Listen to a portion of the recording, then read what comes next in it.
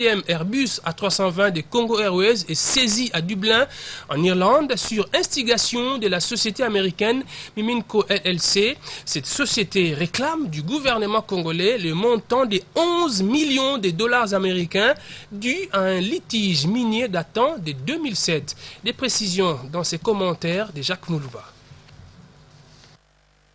L'attente des Congolais se poursuit encore en ce qui concerne l'arrivée à Kinshasa du deuxième avion A320 de la compagnie Congo Airways. Attendu le mardi 25 août 2015, l'aéronef n'atterrira pas en Gili. Et pour cause, il vient d'être saisi à Dublin en Irlande, alors que des ingénieurs s'activaient à peindre le nouvel aéronef aux couleurs de la République démocratique du Congo. À la base de cette action tendant à mettre à genoux tout un pays, une vieille affaire qui met au pied l'État congolais, une société américaine d'extraction des minéraux, Mimico LLC, et deux sujets américains, John Dormer Tyson et Ilunga Jean Mukendi, ce dernier américain d'origine congolaise. L'entreprise américaine réclame 11 millions de dollars américains à l'État congolais.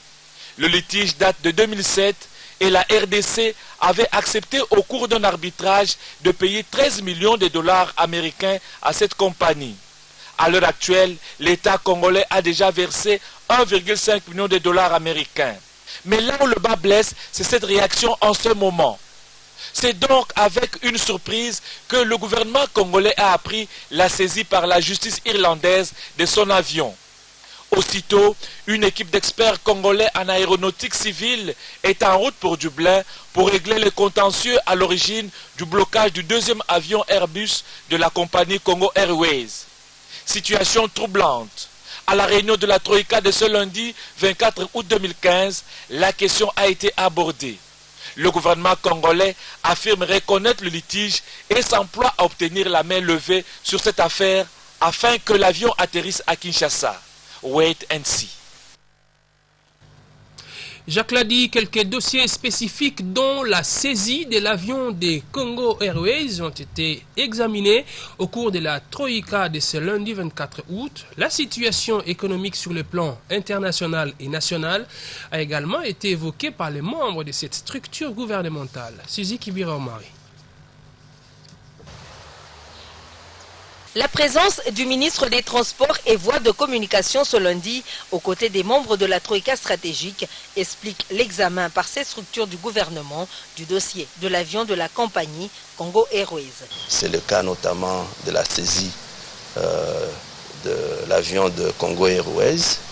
Et à ce niveau, toutes les dispositions sont prises pour obtenir très rapidement la main levée. Après ces dossiers, on a eu également à examiner la situation de la STTP en ce qui concerne plus spécifiquement le chemin de fer Kinshasa-Matadi, où également quelques propositions ont été faites de manière à pouvoir travailler à la réhabilitation de ce chemin de fer pour permettre une plus grande fluidité en ce qui concerne les transports des marchandises de Matadi à Kinshasa. L'économie internationale est également marquée par une tendance à la baisse du taux de croissance économique, tandis qu'au niveau national, les fondamentaux restent au contrôle. Cette tendance est consécutive à la situation qui s'observe au niveau de certains pays émergents, où on constate une baisse de la demande qui influe sur le taux de croissance économique. Le taux de change est de 924 francs congolais le dollar. Le taux d'inflation est à moins d'1%. La Troïka stratégique a relevé que la paye des fonctionnaires de l'État du mois d'août se poursuit normalement. Je vous le disais en titre, l'ultimatum des 3 mois lancé aux non-originaires de la province du Congo central par le député national Nemwanda Nsemi a provoqué un tollé dans la classe politique. Réagissant à ces propos, le député national Franck Dion